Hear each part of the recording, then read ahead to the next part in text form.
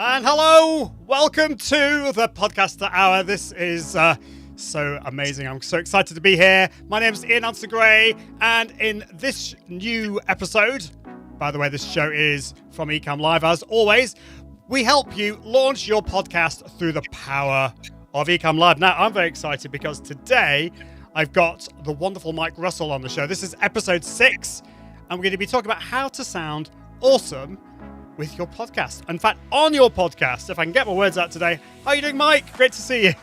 I'm doing fantastic. Just blown away by the intro and the music that was bubbling away underneath here. It's my kind of music. You know, I was getting a dance on here. Got my lights going round. It's feeling great.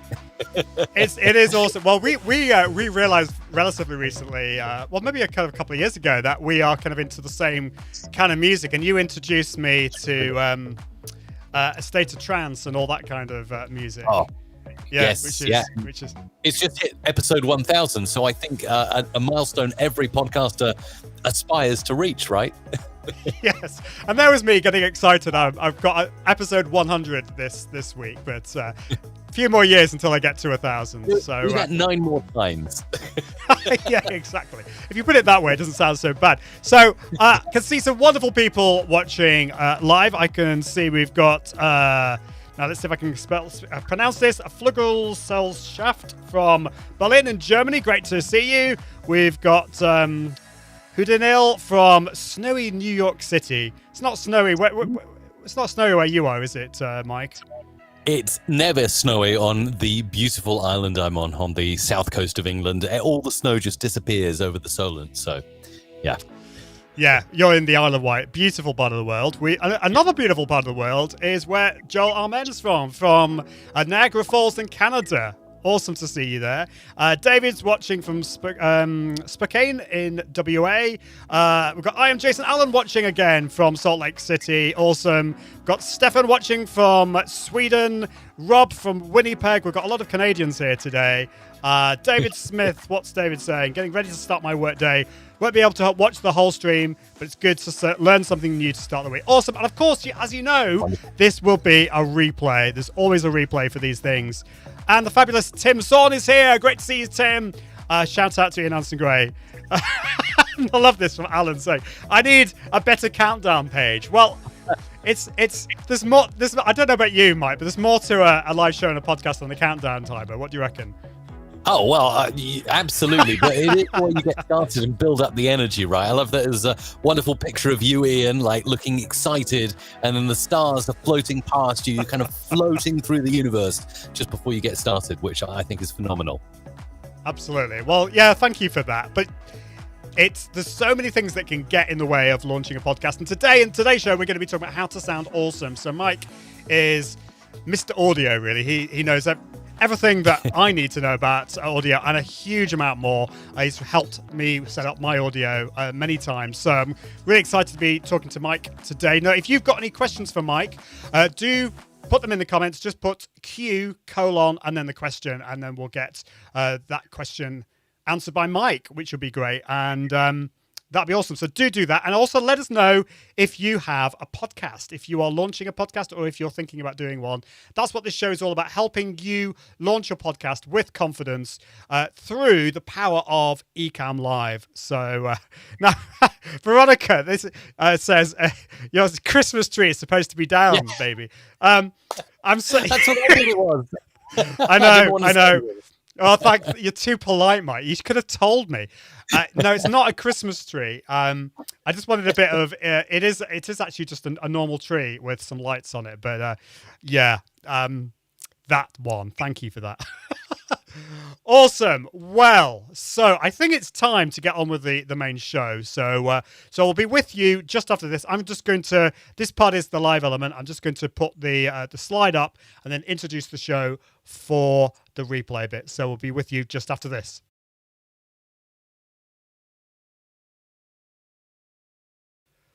Hello, my name's Ian Gray. Welcome to the Podcaster Hour. In this episode, I'm joined by the awesome Mike Russell, and we're going to be talking about how to sound awesome on your podcasts and live shows.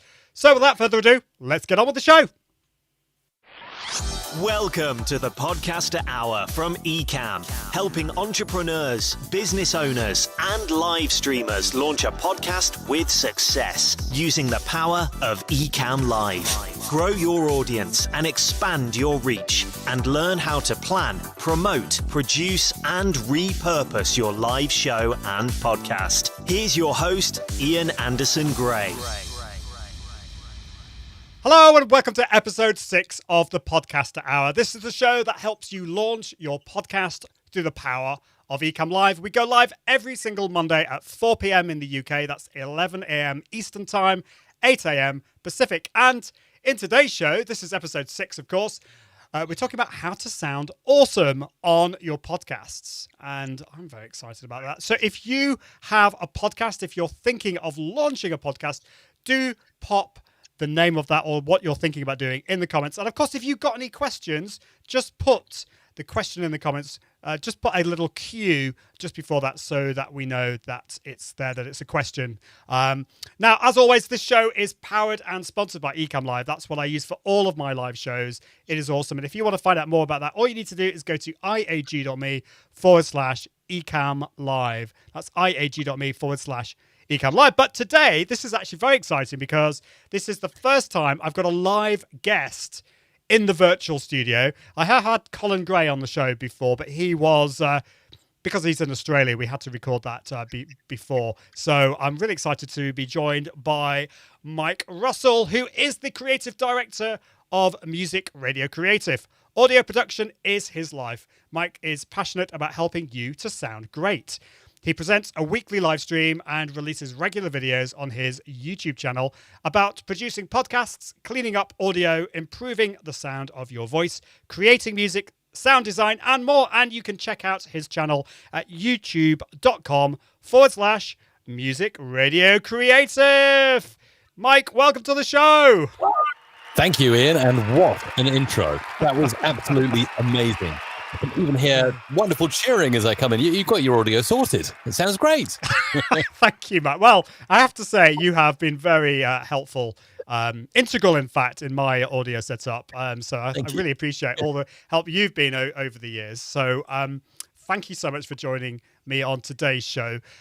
So how did you get into this kind of world of audio and podcasting? Because this is, as I said when I was reading your intro, it is a massive part of your life. I wouldn't say it's the whole of your life, because of course you've got an amazing family, you live in a beautiful part of the world, you have other interests, but audio is a massive part of your life. How did you get started with all of that? That's a really good question. Yeah, no, I've always been fascinated by audio since I was single digits in age. And I think it was actually listening to the radio stations back in the day, of course, when radio was a big thing. Now you say to kids radio and they're like, what's that? But I used to listen to a station in London called Capital, and they played beautiful jingles with pitch shifting and all these strange things that were happening to the voice. And it was then that I thought, I really want to be able to do that. So I was just like a kid who just wanted to play with and change the sound of voices, a bit like Macaulay Culkin in Home Alone, where he's using the talk boy and slowing and speeding up voices and stuff like that. And then I eventually discovered, oh my goodness, I could actually turn this into a career. And I kind of went into radio, worked in radio for 2 decades, started up a podcast, started traveling and going to conferences and meeting lots of other podcasters. And here I am today, on a podcast. So this is like the pinnacle so far. That's awesome. Yeah, no, well, obviously that is the quick story, and it is interesting. I remember back in the days in the 80s and 90s, I had these like tape deck, and I would like kind of record little bits and snippets, and I'd sometimes have a microphone and plug it in the left and the right and go hello, left and right. I was such a geek, but it was just great fun to do.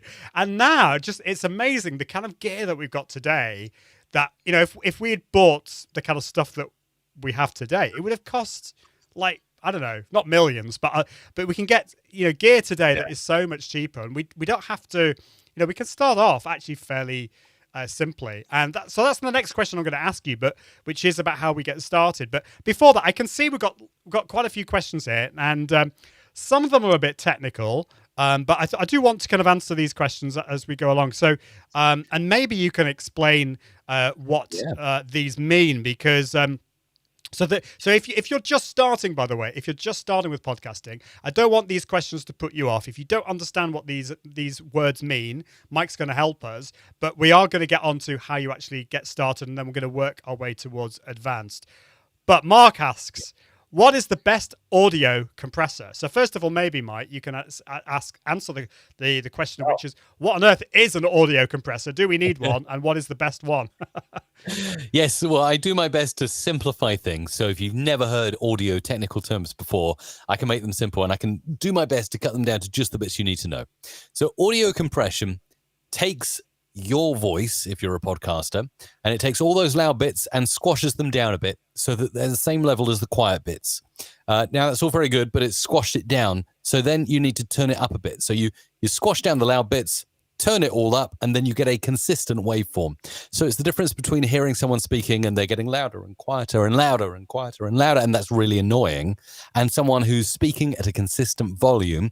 In radio, they used to use audio compressors not only on the person speaking, but also on the output of the radio station, because it'd be consumed in many different environments, people in the car, in the gym, and still today, that's how podcasts are consumed. So audio compression will essentially help you get heard in a better way. Love that. So that's what audio compression is. And I think, one thing I remember listening to, the radio in the car, and I believe that a lot of radio stations, particularly more kind of pop music ones and speech ones, they compress theirs a lot, because if you're in the car, you don't want it to get really quiet, the music to get really quiet, and then you can't hear it. So you put the volume up, and then suddenly it blasts in your face. So that's probably another kind of example of that. But so to answer Mark's question, is that an easy question? What's the best audio compressor, or is that a more tricky one? Well, I would simply say the best audio compressor is the one that does the job for you. It really depends what you want to do. There are many different compressors or different settings on compressors for different purposes, and not all compressors have the same settings. But the basic things you'll need are, and again, these are going to be technical terms, but you want to look out for a compressor that has threshold, ratio, and attack and release. And you'll get those in most audio editors. So if you're doing post-production, any compressor that's inside an audio editor now will work perfectly well. If you want to go to hardware, you can definitely use hardware. I myself use Dbx compressors. I know, Ian, you've got one on your microphone as well. And what that will do is it will compress you in real time. So rather than adding compression on later when you're working in an audio editor, you're actually doing it now, and I'm doing it now on my voice, and it just keeps it at a consistent volume. Dbx, there's Behringer, there's so many different brands out there. Go and take a look at them all and see what works for you, and keep it really simple, I'd say, to start with. Yeah, keeping it simple. And so I think that's really, really important. Some of these, so we will go through some of the different things. We can maybe talk about the Dbx a little bit later. And of course, one of the things when we're talking about live video, this is where, there's the pre and the post, or the, production side of things. Obviously, if you're going to do a podcast, you can then edit it afterwards and you can compress the sound afterwards. But if you're going live, you'll need some special either software or hardware to do that. So Mark Mason asks another question. Now, I'm not sure whether you're going to be able to answer this because it's a Mac question. Although you still do have Macs. You've kind of a lot on the PC. But Mark asks, Mike, have you experimented with Adobe Audition on the new Apple M1? I've seen some weirdness, but not sure it's M1 specific. So just to clarify, Adobe Audition is the most amazing editing software, audio editing software from Adobe. The M1 chip is the new chip in the new Apple Macs, which is really cool and snazzy. But Mark is saying he's seen some weirdness. Have you heard anything about that? Well, that's really strange. Well, first of all, good to see you, Mark. And I have not used Audition on an Apple M1 chip yet. So I have no idea what exactly that weirdness is, but hopefully it'll get sorted. Yeah, well, hopefully. I mean, that's the thing. I mean, I've actually avoided getting an M1 Mac. I'm usually an early adopter, but I think with things like this, we'd need to wait a bit before the little kinks get ironed out. And Unfortunately, our the kids' PCs just died, so I decided to get a Mac Mini with the M1 just for testing purposes, of course, and just to play around with. They needed a new computer, so I'll let you know how we get on. So yeah, that's great. Thank you very much, Business Growth Ready, who says my tree is an Easter tree with no eggs. It's not a Christmas tree. Thank you for that. And Scott Silt says, "Hey Mike, from Hot Mix Entertainment, Chicago's premier DJ service. Awesome to see you, Scott." Quick question from Tim, and then we'll move on with the question I was going to ask you. So Tim is asking, what kind of questions do you all use? What features should I look when buying them? And I think this is a great question. I'm going to actually ask a pre-question to this before you answer this, which is, should we wear headphones? Both of us, you can see Mike and I are wearing kind of nice, big headphones. You'll see a lot of live streamers don't wear headphones at all. What's your thoughts on wearing headphones, and what kind of features would you look at when buying them? There's an argument both ways, I'd say. It's a good idea, especially if you're performing an audio podcast, to wear headphones. You don't need to if it's you giving a monologue, although I would advise it on the basis that you can hear any mistakes you make. So if you're too close to the mic and you do some pops, you can hear if you're popping. If you're off mic, you can hear if you're off mic, things like that. Same with if you've got a guest and they haven't got a good mic technique, better to catch it at source rather than have to make it sound better later. Although it can look strange, like if you're on camera, right? I think Joe Rogan used to wear headphones. I'm not sure he does anymore on his video podcast. And I do think big elephant-style headphones like those that I'm wearing, even though they're very good, they look a bit weird on a video podcast. Although, if you're talking about audio, I think it's okay. And you, Ian, you're looking really good in your Bose Quiet Comfort, the airline pilot's favorites, I believe. And is that right? Yeah. I'm curious actually to know if you use the noise cancelling feature when you're doing a podcast on there. Can you switch it off and on? Do you have it off or on when you're podcasting? I haven't quite decided yet, actually. So I currently have it on, although I've got one ear off slightly because I want to hear myself, but one thing that I'm going to be doing as I'm kind of changing things all the time, I'm buying new gear, is I'm probably going to plug it in, or because I've got a new Roadcaster Pro that I want to play with, or I will switch it off. I'm not convinced by having noise cancellation when you're doing it, because I think you want to be able to hear your own voice. Do you kind of listen to your own voice? Do you put your mix through so you can hear yourself while you're speaking? Yes, so I'd put a real-time output through so I can hear my voice in real time, along with any music I play and a guest as well. I would just, the reason I was curious about the noise cancellation is I find that obviously good if you are traveling or on planes, which none of us have done much of recently, but when we could, I used to find it very good for kind of blotting out the sound of the engines and stuff like that. But I would find, I think, if I had like the noise cancellation on, I'd feel a bit dizzy, because it kind of sucks out all the outside noise. And I think, it's just nice to have a little bit of, like you say, you have one ear slightly off so it doesn't sort of disorient you in a way. Yeah, I think noise cancellation does disorientate you for this kind of thing. But oh my goodness, these are the best thing I ever bought, because particularly if you have noisy kids running around all over the place. I love my kids, but I just don't even know they're there. It's just a bit of sanity. Awesome. I could see Todd Brooks is here saying, I have a relatively new podcast, 25 episodes. Awesome. About learning to sail, called Anchors Away. Are you putting that on Anchor? That's the question. Yeah, that's the question. Awesome. So we've got some more questions, but the next question I wanted to ask you, Mike, is if we're just getting started. So we've had some quite techie questions about compressors and M1 chips and stuff like that, which is great. But if we're just getting started, quite often people can feel overwhelmed. They think they need the latest gizmos. They need like a fancy mic like yours or maybe like mine. They need a Roadcaster Pro. They need a Dbx.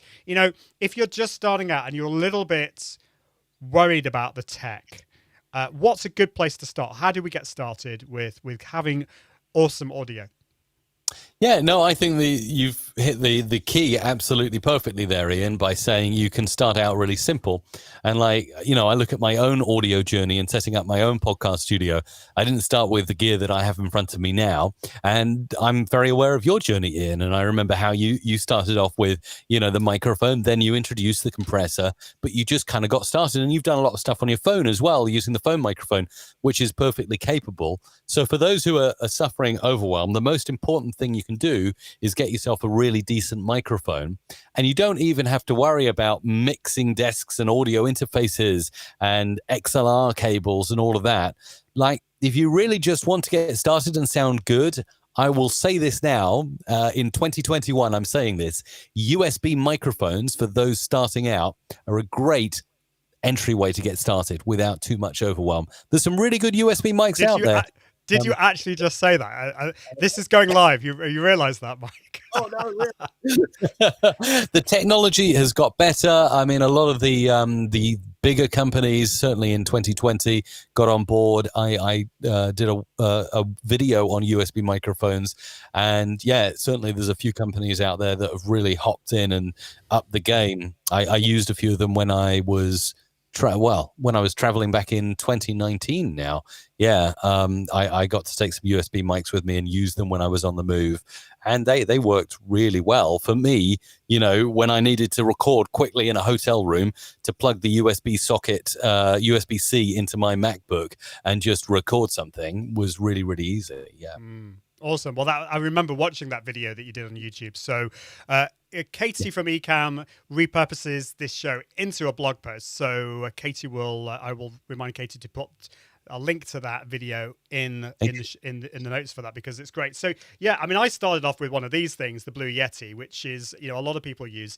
It has its fans. It has its, a lot of people don't like it as well. It's okay. I mean, I was very happy with it to begin with, but the problem is it is only USB, whereas something like, we'll talk about microphones in a bit, but something like the Samsung QTU has USB and an XLR. So that, do you think getting a microphone that has both XLR and USB is a good investment? Because at least then you can get some extra gizmos later on. Yeah, I mean, you can certainly leave the option open. There are a few mics like that, like as you mentioned, the Samsung Q2U. I think the Audio-Technica ATR 2100X now from them. Although the audio quality on that one is not as good as some of the other mics that you can pay a bit more for, but it is at the budget end. There's also the Blue Yeti Pro that I think is USB and XLR, but it really depends what your purpose is. If you know that you just want something simple, or you're going to be traveling lots, USB. But if you are going to be in a studio or in a recording space week in, week out, that's when I'd advise go and look at the XLR, get an XLR cable, hook it into a DBX and all of that. That's the thing with you. And when I say DBX, for those that don't know, that's a well-known brand of audio compressor. It's a hardware box that you plug your microphone into, compresses it, makes your voice sound better essentially, and then you feed that into your computer. Awesome. And we'll talk a little bit more about that in a bit. So I can see a question from Wes here who says, asks the question, what's the best external mic for an iPad Pro? And bonus question, since there's only one lightning port on the iPad Pro, do you have a connector suggestion that will allow you to add a mic and a camera? So I suppose the first question is, Mike, do you think recording on a device like an iPad Pro is a good idea? Do you think that's going to be okay? Or would you always recommend doing it on a computer? But also, if you can answer his question about, is there a good microphone solution for an iPad Pro? Yeah, no, I think it's totally possible, certainly with the technology available today and Apple making it super easy to do those things, to record on your iPad Pro. I do have to confess to having not used Apple products for a while, apart from my trusty MacBook. I'm not very familiar with the iPad Pro and what you can plug into it and connectors. So I don't think I can give a really good answer here right now.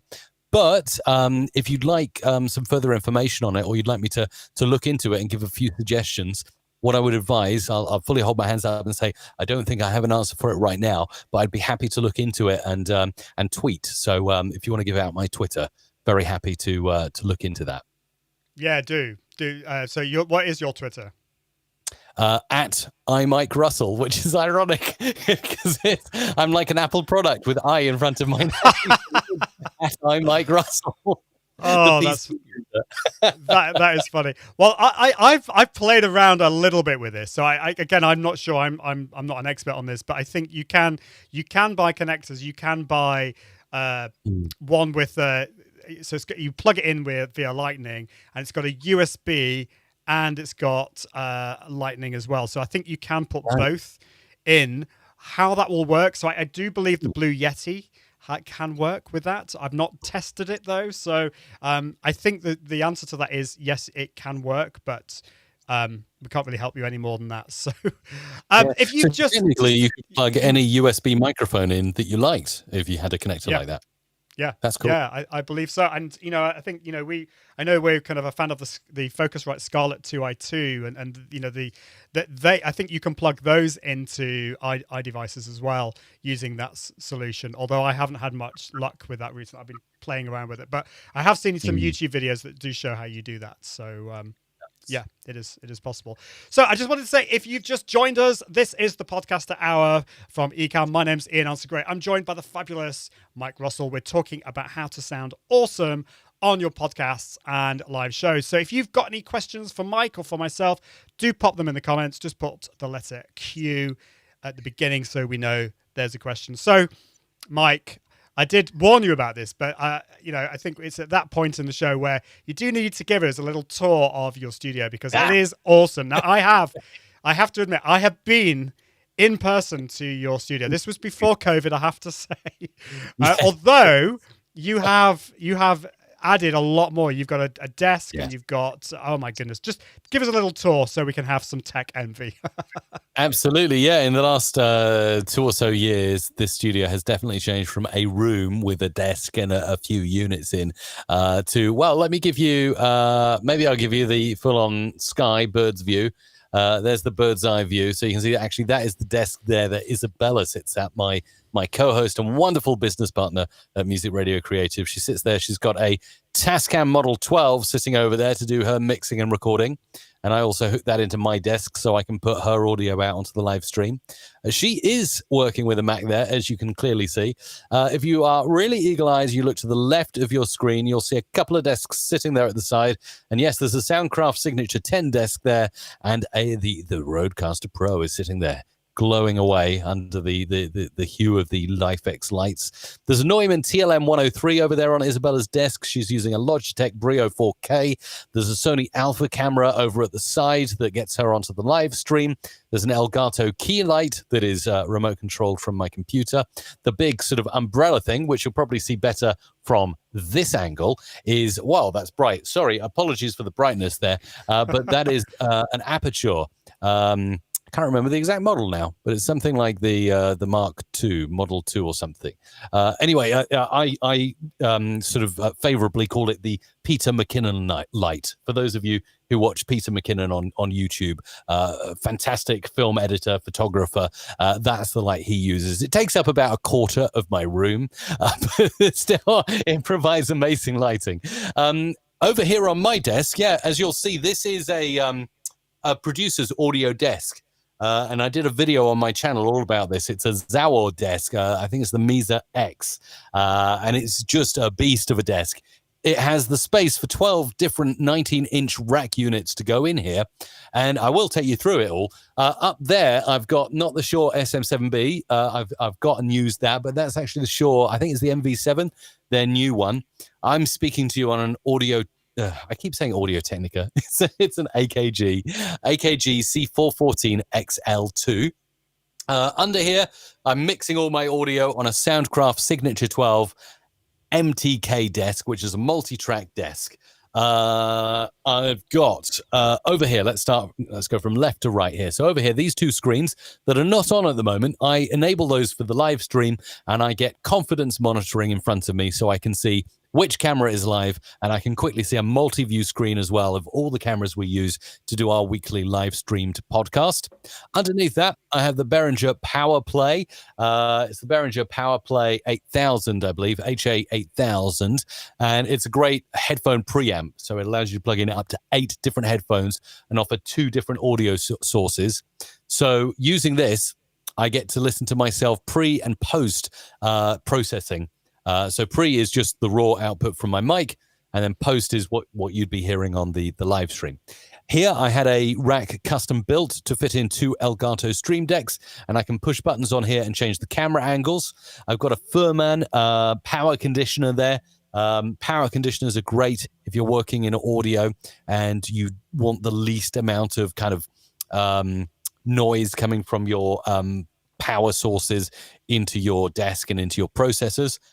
Over here on the right-hand side, it's my rack of DBX units, and I've got 2 DBX 286Ss microphone processors. So there's one for me and one for my co-host Isabella, and then I run all of those into the Soundcraft desk, and then the output of that goes into my into my DBX 215S. That's an equalization module. And then into a DBX 166XS, which is a compression module, and finally out to the live stream. And if you manage to follow all of that, then you deserve an award. Well, I think you deserve an award for managing to remember how that all works, because I don't know if you're like me, you spend a lot of time setting it all up, plugging it all in, and then you forget how it all works. Absolutely. Oh, and I wanted to say one of the best upgrades I made recently is this. This is my trackball that I use for audio editing. Now, I was a mouse user for years and years, refusing stubbornly to change. I was very happy with my Apple Magic Mouse, but since I moved to, I think they're Kensington trackballs, oh my goodness, they say you just never go back to using a mouse again. And I have to say that's true. Like I don't know if you've ever used a trackball, Ian, how you found it, or. Well, I shouldn't really admit this, but I don't even think I've come across them before. They look amazing. So gotta try them out. I told you before we started the show, Mike, you need to stop trying to get me to buy new stuff. In fact, I think I can see Jeff C is here. Hi, Jeff. Hope you're doing well. Hi, Jeff. You just can't have nice things here, and that's great. Yeah, it's just like, oh my goodness. So that's awesome. Thank you, Mike. It is an amazing setup. But of course, this has been a journey for you. This is not something you've started off with. This is something that you've progressed over time. So you don't need all of that for a live show. But those are all the different elements that you can have. Awesome. Let's get some more questions here. So let's have a look. What's this question here? So, Life for Wonder, what's the best way to control audio levels for videos and music in Ecamm? Despite using the mixer in Ecamm, I still get uneven levels for viewers. Now, obviously, Mike, you're mainly a PC user, so you're not able to use Ecamm on a regular basis. But, in Ecamm, we've got there's a sound levels. We've got a sound levels monitor. What do you call it? A sound levels window panel where we can alter our levels. We can alter our guest levels if we bring them in. So I can, for example, bring your level down. But yeah, I think it seems a bit unlevel for viewers. What would you suggest if you don't have a mixer? Is there a way that you can like test things out? One thing that I've done is I've tested Gone Live and then listening to it back, but that's not a great way, is it? Doing a test stream to check all your settings are good.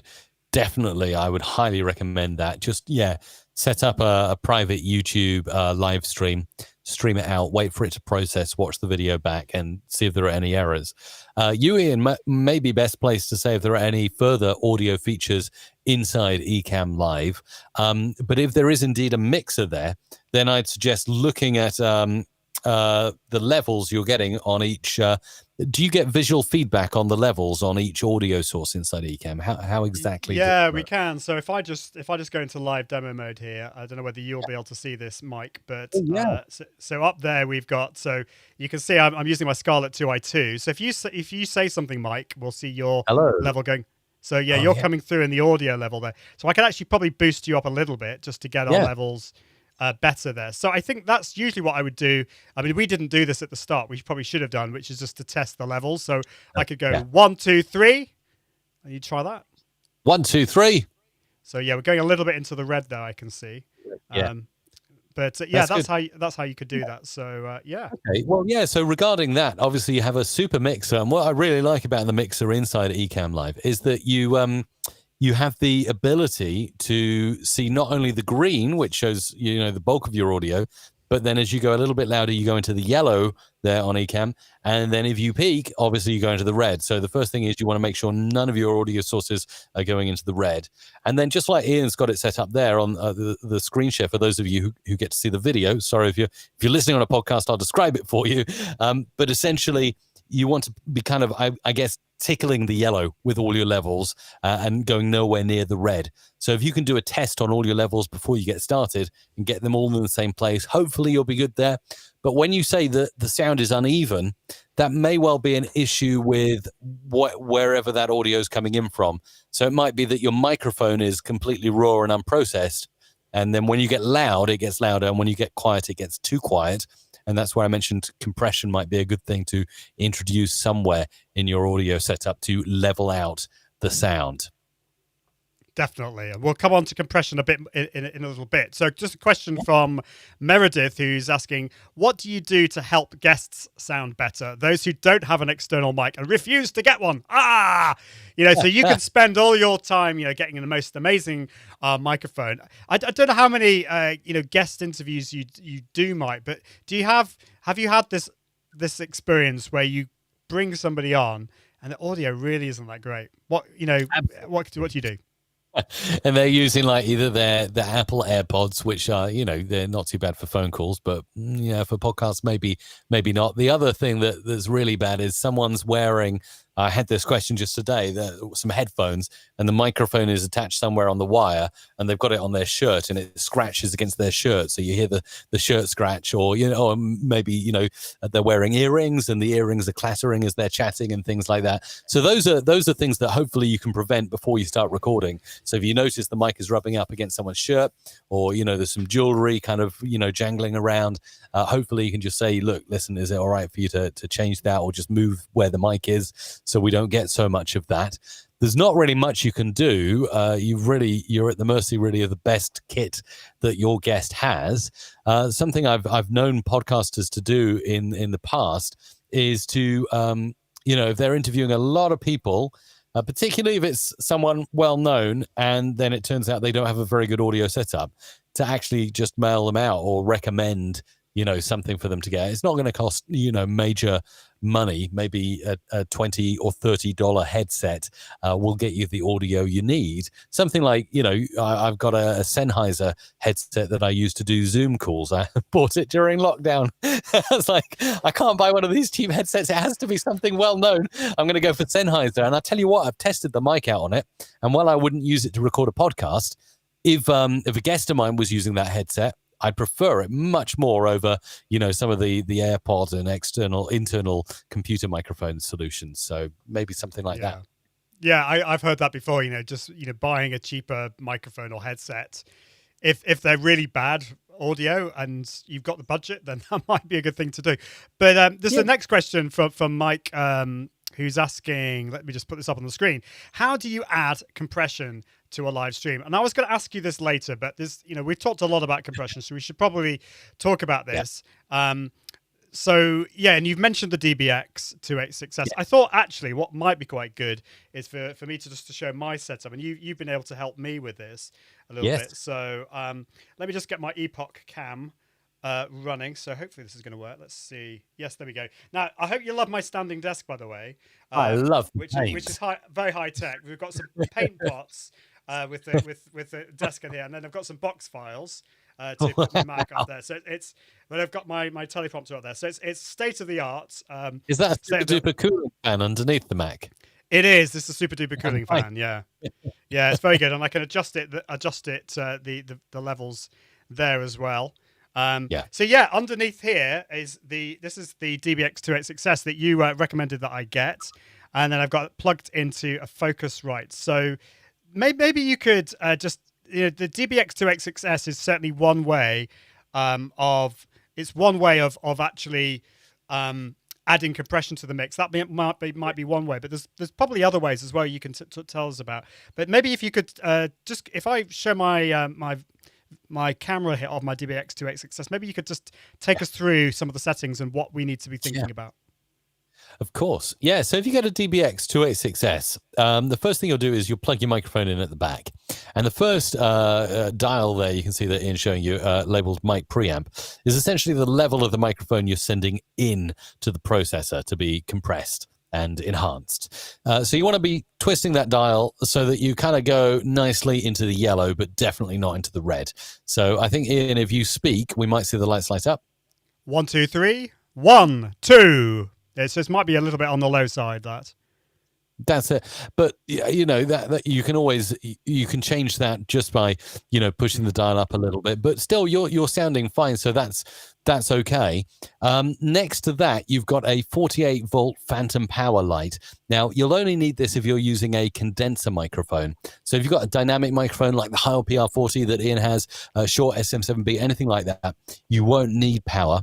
The high-pass filter that you have on there, that's a really good idea. That cuts off any low-end frequencies. So if you're recording near to a road or there's a busy road outside the place where you're recording, switch that on and it'll filter stuff out while not really affecting the voice at all. Process bypass you definitely want off. If you have that on, it bypasses all of the dials that go further down on the DBX. So then going along, we got the compressor box, and this has drive and density, which is a bit confusing because usually compressors have threshold and ratio. So really, the drive, as you can see there, is much lower. You want the drive sort of at a low-ish point because the further you turn the drive up, the more it pushes the microphone signal into the compressor. So you want to keep that at a quite sane level, I'd say below 4. And then the density, that can go up a little bit. And essentially what you want to aim to do is get like one light coming on, maybe 2 lights if you're talking loud there. And usually about the position Ian's got it at is a really good place to start with, and then twist them around till you get the desired result. Moving on from that, you've then got a De-Esser to add to your voice. This removes the sibilant sounds, the kind of sound, but that annoying kind of piercing sound that treble can produce. So you essentially choose a frequency, and then the threshold is how much de-essing you do.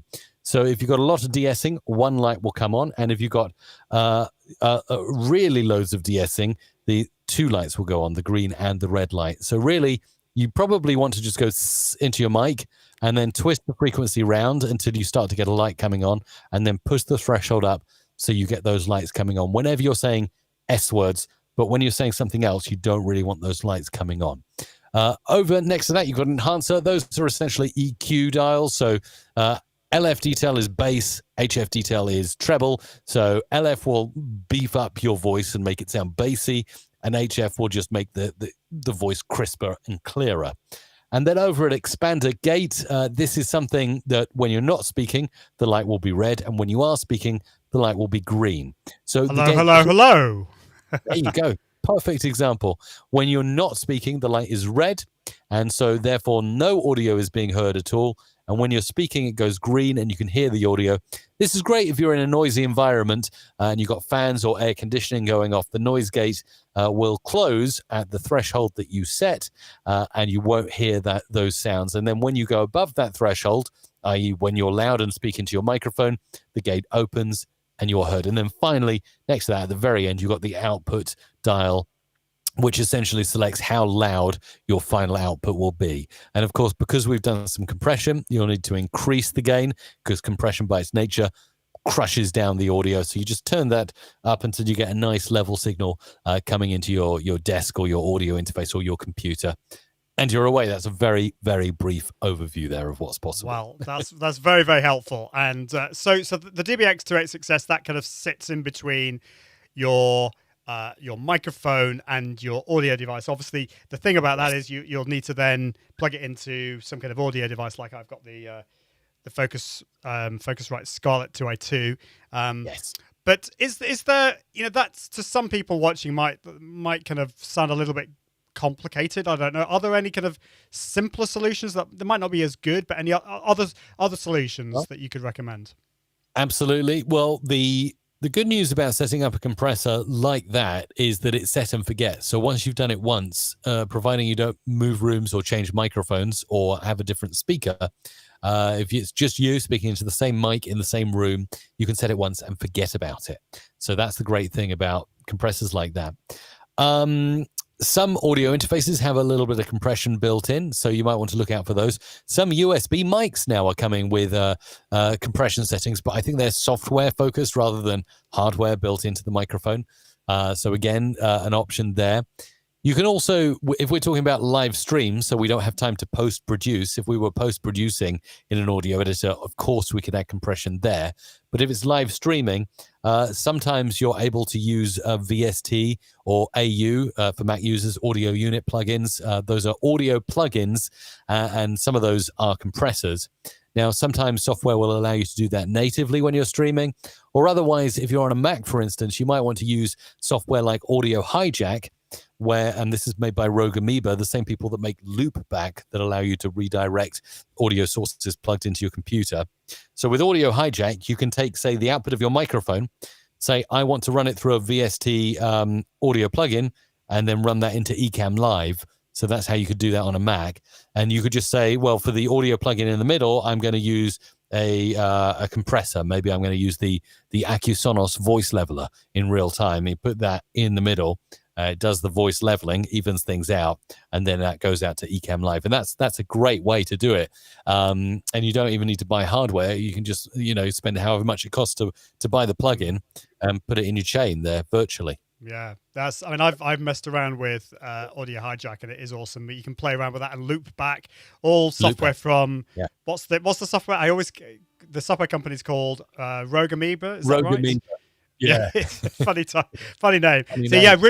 Roof Rockers asked that question: is it possible to integrate VST plugins into Ecamm? And I think that would be the way I would do that. Yes. So we've got quite a few more questions here, but I just looking at the time, my goodness. Mark is asking, what mics would you recommend for video if you want the mic out of frame? Now, for what we're talking about today, we're looking at making things into a podcast. So this is probably a good idea to talk about different types of microphones. I've showed my Blue Yeti, and I've got my Heil here. They're different types of mics, and of course, the out of shot microphones. What would you recommend? And maybe just give us a brief overview of the different types of mics that we can get. Yeah, there's a couple I've had success with. So if you want to be out of shot, generally people tend to opt for a shotgun microphone. So it's a big, thin, long tube that you hang off a boom pole and point as close as you can to you. So if I had a boom like mic here coming in on my camera, I'd have it just there and I'd have it pointing towards my mouth. And because it's called a shotgun, it literally is that by nature. Wherever you point it at, it's going to pick up the audio from and reject the audio from outside of that area. So it's perfect, really. Won't be as good as talking directly into a mic like Ian and I are doing, but that's definitely the way to go for being out of shot. Something else I've had great success with is the condenser microphone from AKG. It's the P120. It's very, very cheap, and it's a great mic. It's about $99. And again, you can put that on a boom arm, and you can put that just out of shot, and it sounds really good. I mean, again, with this microphone, I could put it out of shot, and if I tweaked my audio levels a bit, you'd be able to hear me. But of course, I lose you can probably still hear me, and it is out of shot, but I lose what is called the proximity effect, which means the closer you get to the mic, the more frequencies are heard in your voice, and the better your voice sounds. And the further away you are, the thinner your voice becomes. And of course, if you're in a room with lots of background noise or echo, the more of the room echo you pick up. So there's a lot of factors to take out there. Yeah, definitely. And so that microphone that you've got, that's a condenser microphone. The one I've got is a dynamic. So, of course, if I go over here, you're going to struggle. You probably hear me a little bit. Can you hear me a little bit, Mike? Little bit, tiny bit, yeah. Okay, a little bit, and that's probably the noise gate cutting in there. So yeah, just some things to think about there. But that's a great question. Jeff C, I agree with this. This happened to me actually. I quit using Bluetooth headphones during a live because I had them disconnected in the middle of the show. And actually, I had on the Quiet Comfort ones. Somebody phoned me on this phone, and it kind of went onto the headphones halfway through. So you don't want that. You don't want that. I agree with Jeff. Like the same thing has happened to me, and that's why I bought that Sennheiser headset for when I'm doing like Zoom calls and bits like that, because I used to use Bluetooth headphones, and like the middle of a call I'd get disconnected and it would blast out of my phone the conversation. I was like, no. It's only happened once or twice, but yeah, I think wired is definitely a good place. And also if you're if you're working on something critical like a podcast, or you're doing post-production, really you should be working with wired headphones because of the latency between Bluetooth. There's kind of a split second, and it can be quite off-putting when you're trying to edit and play back stuff. So that's another reason too. Awesome. Right. So another question from Michelle. So can I use the Scarlet 2 and a decompressor like the Dbx at the same time? Is that that's assumed that's what I'm using though, isn't it, Mike? The Scarlet 2. Yeah, totally. Yeah. So that's just like you absolutely can. Yeah. Yeah. Awesome. So yeah, Mike says, what is the simplest compressor to use to plug into my mic for a live stream, preferably one that does not have to be rack mounted? I think we kind of talked about that. Are there any other solutions other than the Dbx? I mean, would you say the Dbx is pretty simple once you set it up? It is pretty simple, and I'm actually just looking for a website I use. It's a company based in Germany. I use them because they kind of have really good reviews. So if you ever want to look for audio kit, they're called Thorman. I'm not recommending them as a company necessarily to buy from, but their website is quite good because they have a lot of reviews on stuff like microphones and compressors and stuff. So that's thomann.de.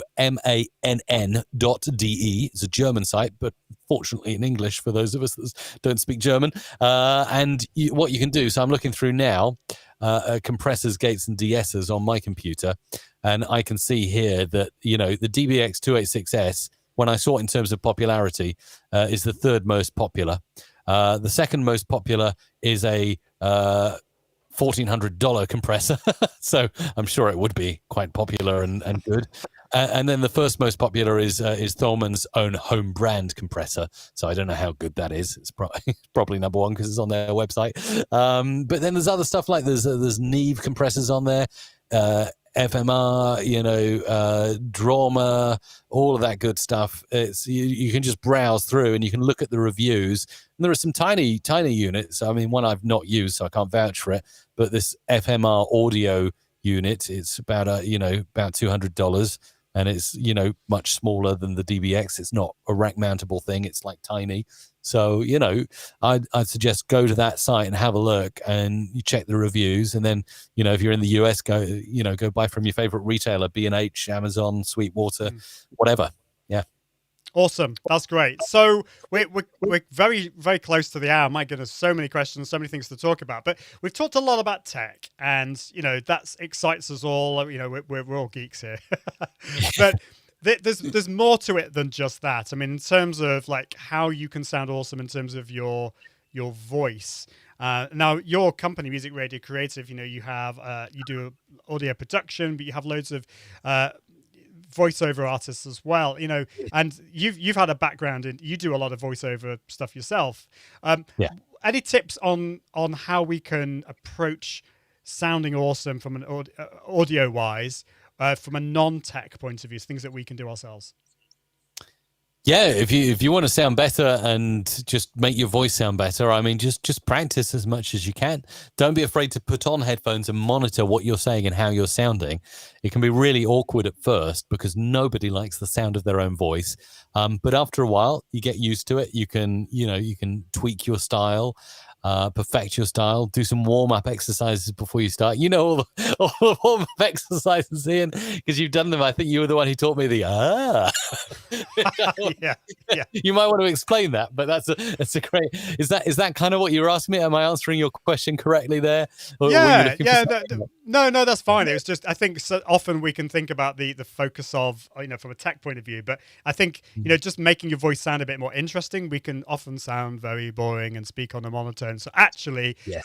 using different pitches in our voices, going up and down, I think is important as well as our breath control as well. But I'm just interested from your point of view.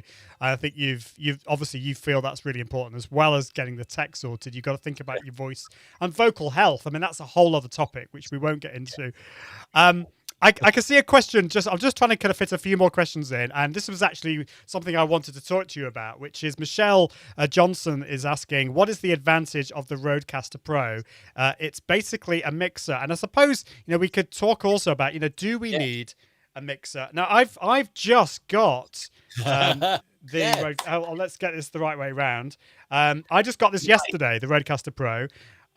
Because everyone's talking about it, and although I'm really happy with my setup, I wanted to play around with it. I think there are some real advantages in this. Absolutely. I haven't worked them out yet, but I'm excited about playing around with these things. But maybe tell us a little bit more about your view on the Roadcaster Pro and mixing desks in general. I think for podcasters looking for an all-in-one solution and who maybe want to travel and have something that's portable, I think the Roadcaster Pro is brilliant. And if you don't want all the technical stuff and you don't want a studio that takes, half a room with 19-inch rack mounts and all of that stuff, then you're going to want to look at the Roadcaster Pro. Rode have done an awful lot of R&D in making this. And basically they've said, what is everything that a podcaster could ever want? And can we fit it into one desk? And they've done it. So, you've got everything. You might say, in the past, right, I need to play sound effects. So I need to get myself, an external MIDI interface, or I need to get a soundboard piece of software for my computer. But the Roadcaster Pro has those sound pads on to play your intro and outro and your jingles and stuff like that. Then you say, well, I might need to take a Bluetooth call. In the past, you'd have to do a mix minus and, plug little dongles in and stuff and make it complicated. Well, Rode just said, let's make that integrated as a Bluetooth connection. And then you say, well, I need to run loopback on my computer or voice meter banana to get my Skype call or Zoom call or Google Meet call in. Well, Rode thought about that and just made it a USB connection coming in. So you kind of see the pattern of this. Oh, I need a DBX. Well, actually, Rode have put Aphex effects inside there and also give you control over the effects like compression and EQ and stuff like that. And that was actually rolled out as an update. So we didn't have access to change those settings, but now we do. So it's as complex or as simple as you like.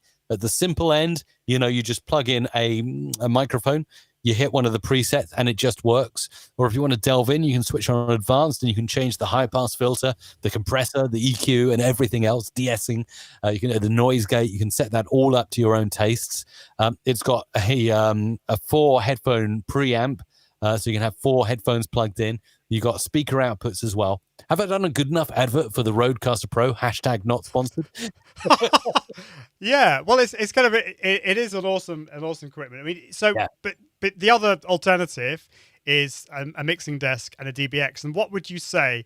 I know you don't like these questions, Mike, but which one would be better? I mean, you've obviously got. I think you've got a mixing desk and a DBX to make success. Yeah. Why didn't you go for a Roadcaster Pro?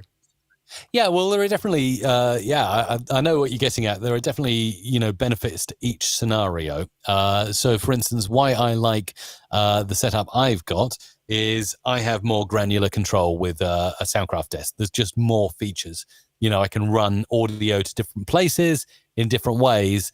So, for instance, I can bring in a source from, like I was saying on the Sky view there, you can see Isabella's desk. She's got her own mixer. I can bring all of that into my mixer and mix it out however I want. I can do all of that. So that's really helpful. But on top of that, although the Aphex processing is good in the Roadcaster Pro, I did do a shootout between that and the DBX processing. And I personally preferred the DBX processing. But, saying that, the processing that you do get included inside the Roadcaster is very, very good. So it's a matter of taste, really, yeah. I suppose, and how much you want to be doing with it. Exactly. Yeah. Definitely. And so just a couple of quick questions just before we finish. I think we've answered this question from Mark, but I'll just cover it again. Why do you both have headphones? Can you not use the speakers from your computers? And although Ecamm Live has got great echo cancellation, it's just a good idea not to do that. And I want to be able to hear it all. I always ask my guests to wear headphones. It just means fewer problems. And I assume you would agree with me on that one, Mike. Absolutely. Yeah. No, that's spot on, really. Yeah, you should. And Luke is saying, Mike's audio tutorials taught me how to edit. Great collaboration. And awesome. I mean, if you have not checked out Mike's YouTube channel, you definitely need to. youtube.com/Music Radio Creative. I think I've got that right. That's the one. It is. It's awesome. I've got some more kind of technical questions. Unfortunately, I'm not going to have time to answer all of those now. We've run out of time. But I wanted to end with Kathy, I'm sorry about this, Kathy, who's still confused at which microphone headphones to use for my live shows. We've talked about a lot in this show, and we've got quite geeky.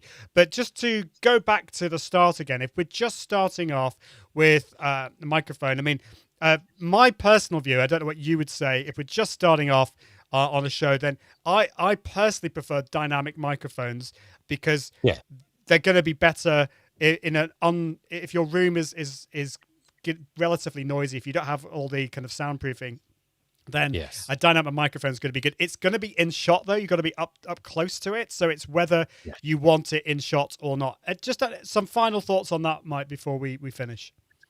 Yeah, so absolutely. Yeah, dynamic microphones is a great way to start. High PR40, short SM7B, two solid mics to get started.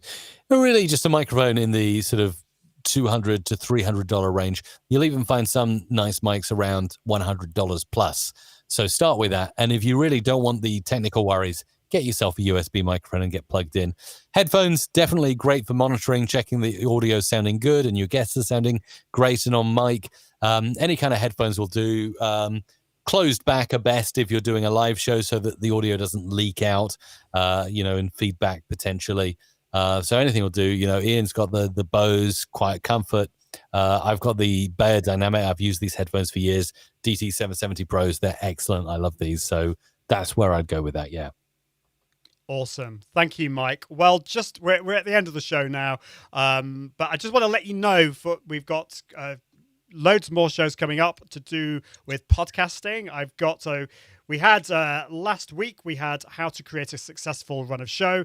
Today's always also about sounding awesome. Next week, I'm going to be talking about how to produce your podcast from your live shows, giving you a full workflow, how to use Ecamm Live for that. And then the week after that is repurposing techniques for your live shows. So, Mike, you do so many amazing things on your YouTube channel, but you do lots of other cool things as well. We've got Ref Room who's been asking about your audition presets, and he's asking for a cheeky discount code. But maybe you could tell us a little bit, about some of the stuff that we can find at your website, Music Radio Creative, and how we can find out more about you.